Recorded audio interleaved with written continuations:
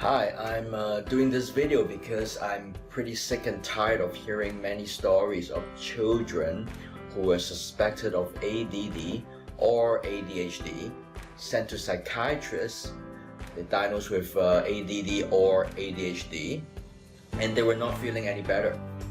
It's crazy, to hear children that are on 8 to 17 medications altogether, which includes anti-psychotics to help them to sleep, things like Benzos to help with the anxiety, and a couple of other anti-depressants as well. And some were given anti-convulsants, and these are medications that damage the brain. And research has shown that children who are on Zenax had brains that look like alcoholics. Historically, US President Abraham Lincoln had depression, and back then in the 1840s, medical professionals were bleeding them, having mercury to purge the tumor out from their body.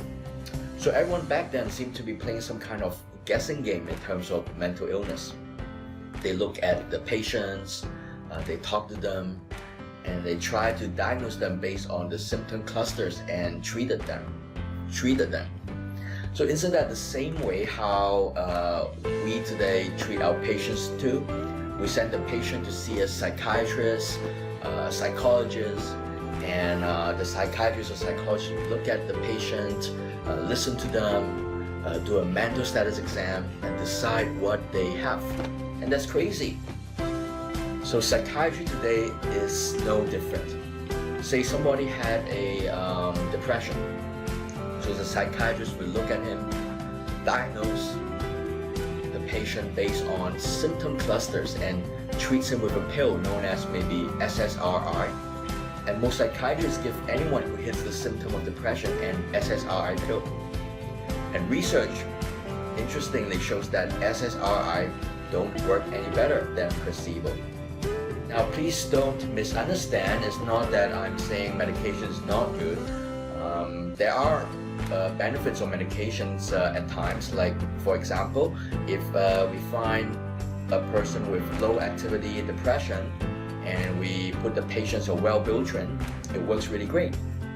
But I think the bigger problem here is that psychiatrists or even psychologists rely so much on the DSM, which assumes that psychiatric symptoms are simple disorders, that one size fits all, one treatment fits everyone.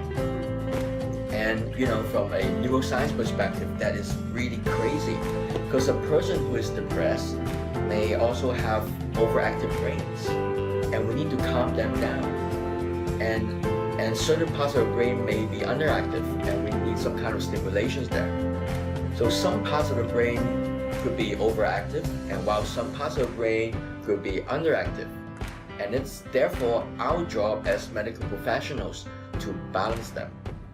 So I hope that people who are suspected of mental illness will consider a brain scan or at least a brain-directed assessment.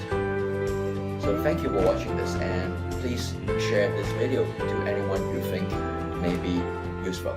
Thank you.